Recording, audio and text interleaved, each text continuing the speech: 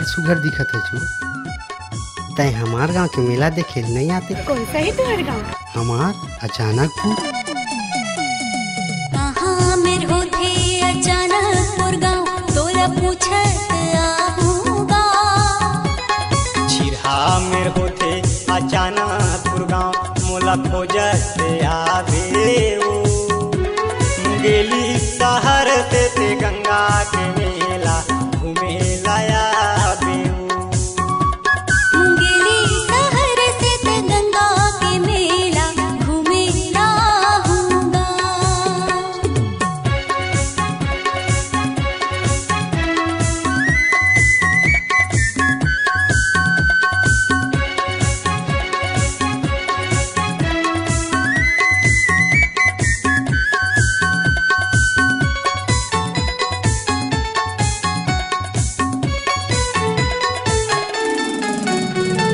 थाना मुंगेली मोर जिला बिलासपुर, अचानकपुर मोर गाँव।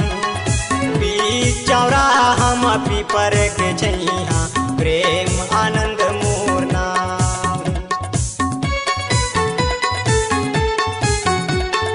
थाना मुंगेली मोर जिला बिलासपुर, अचानकपुर मोर गाँव।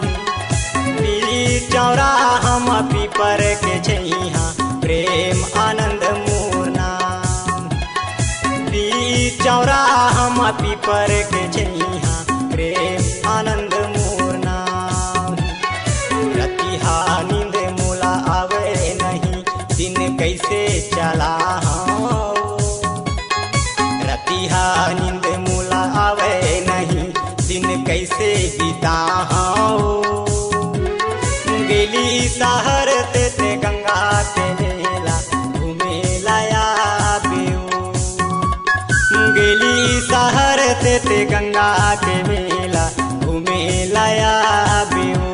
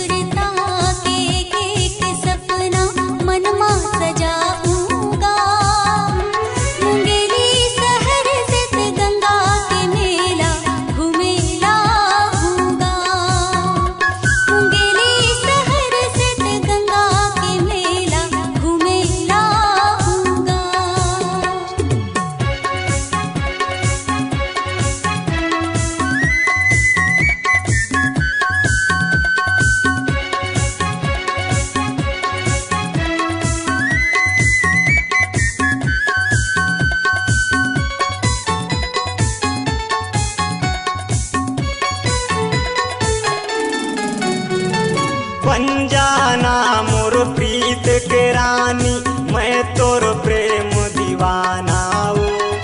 मिले नहीं अब ऐसन समय, तेला फोकट जन गवाना।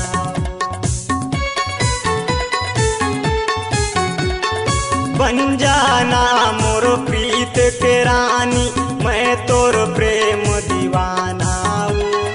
मिले नहीं अब ऐसन समय, तेला फोकट जन गवाना।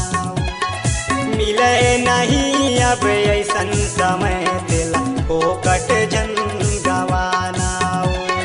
मन बगिया के फूल चिर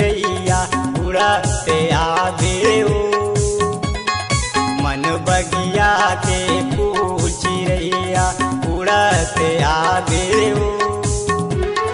गेली शहर से ते गंगा के मेला घूमे लाया बेऊ। गेली शहर से ते गंगा के मेला घूमे लाया बेऊ।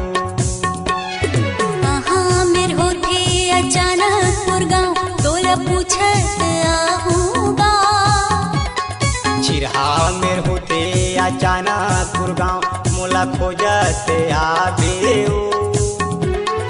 गेली शहर से ते गंगा के मेला घूमे लाया बेऊ।